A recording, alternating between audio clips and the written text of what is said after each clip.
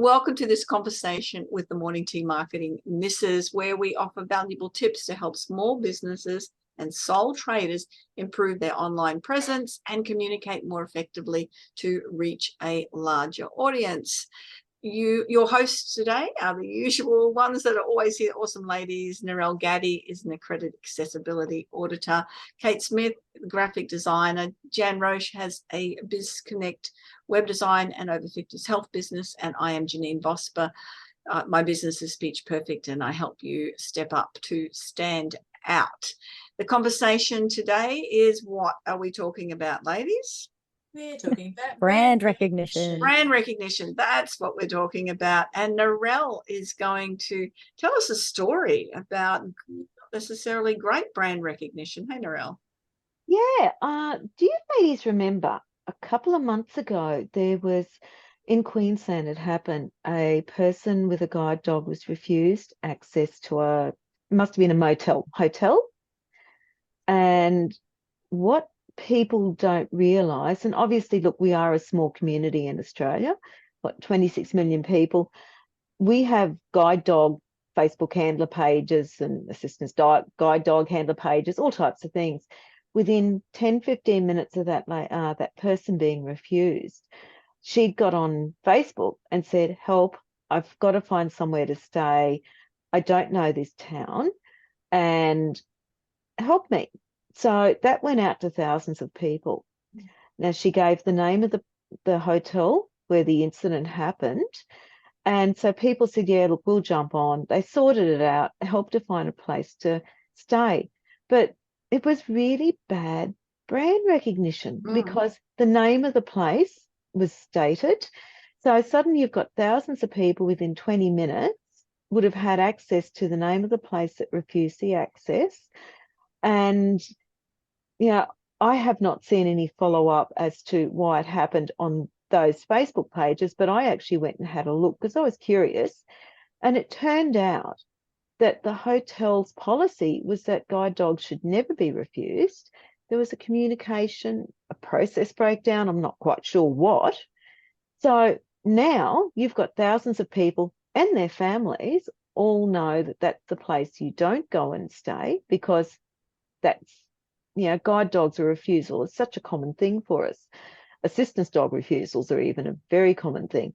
And that's such a bad, negative thing for brand recognition. Look, I could sit here and I could talk to you all about how putting digital accessibility in to, your websites and things changes your SEO and all the other things. But it comes down to, really, if I have an experience with a company where I will have a great experience and I can get in, I can read everything, they've considered the accessibility, you tell them.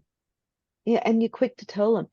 If you have a bad experience, people are quicker to tell them. The message seems to spread like wildfire, doesn't it? And it does happen really quickly. And so for me, for digital accessibility, and all three of you have pulled me out of different situations, rescued, pulled, I don't like those words.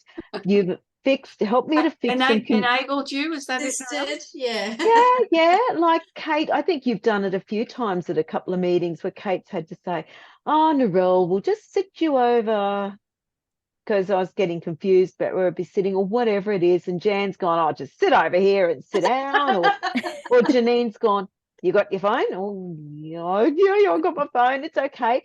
But you know what I'm saying? When people have a communication barrier, 26 million people, there's 13 million people in Australia with some form of vision impairment. That's half the population. 3.5 million with hearing impairments.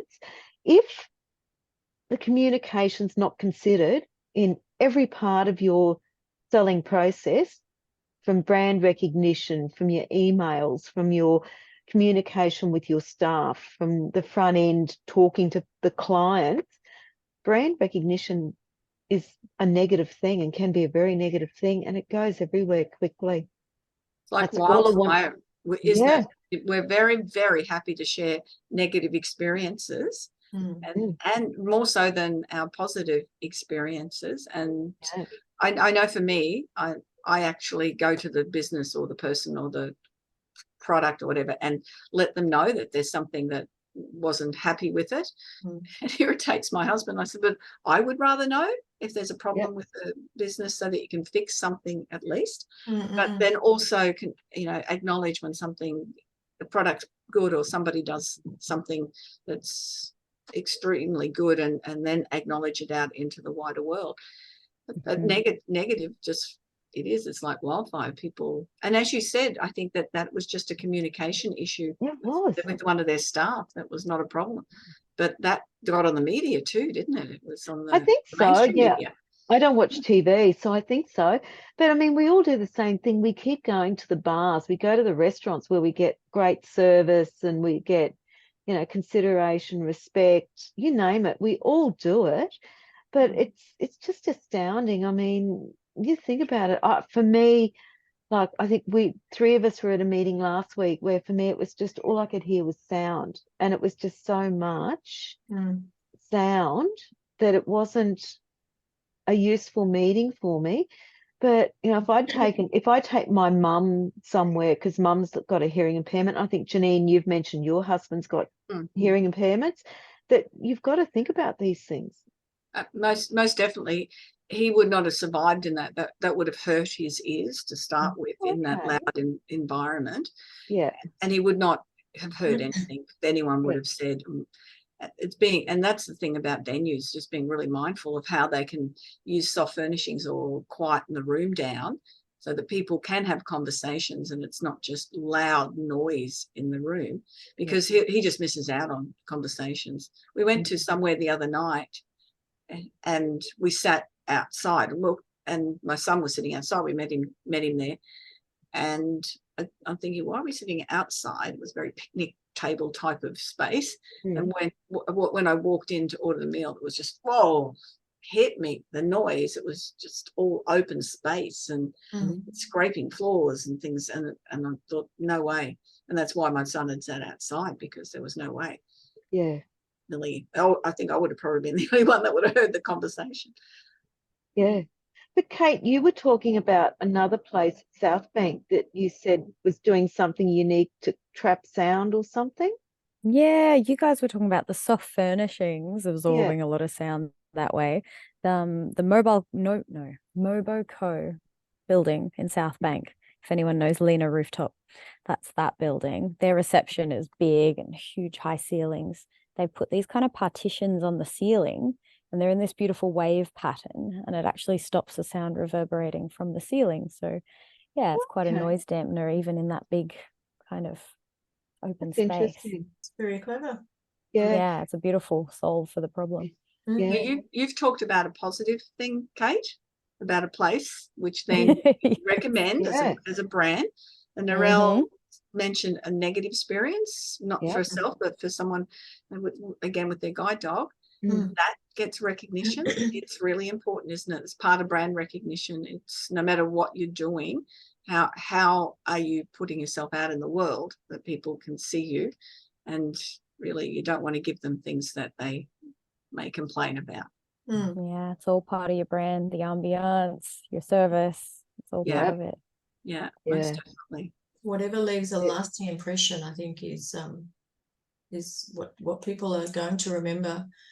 So that the next time someone says, oh, I'm looking for something, and, you know, if you've had a good experience somewhere, you're more likely to say, oh, I went to this place once, and so on and so on. So, but I'm like you, Janeen. I'll give feedback, whether positive or negative. Usually on the negative for me, it's like, you know, if the steak hasn't been cooked enough or whatever, but I'll do that through and just say, you know, do you mind just tossing it back on for a little bit longer? It's a little bit uncooked for me. But other than that, you know, I always say thanks very much, you know, great service or whatever, you know, great feedback, you know, compliments to the chef, whatever it's going to be, if it's in a restaurant or whatever. So yeah, I think great feedback, or any feedback is great feedback if they take it the right way, if it's something that could have been better, maybe. I'll tell you something though, if the staff just don't care, if the place is rude, you know, they're rude, and I don't bother with feedback, because that they're not worth it. Yeah. They'll get the negative on the outside, but direct feedback from them, it's not worth it. It's the places that I want to see succeed, and they, just might be something that's happening that they're not aware of, like that place you're talking about, Narelle, that staff didn't have the right awareness. Yeah, that's it. It takes nothing. No, it's such an important factor and such an important point. Thank you for sharing that story with us, Narelle, and have the feedback with everyone. And remember to follow the Morning Tea Marketing Misses on our YouTube channel, like it and subscribe. We'd really love for you to share what you've heard today and share any of the videos that you see there with people that you think might find it of value to help them with their marketing and their branding and get out to the world. That's bye from me, Janeen. Bye-bye. Bye from me. Bye. I was waiting for that. There's this gap there, I immediately thought of the two Ronnies. Sorry.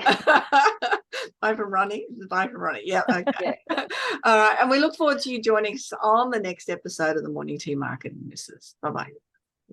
Bye-bye. Bye.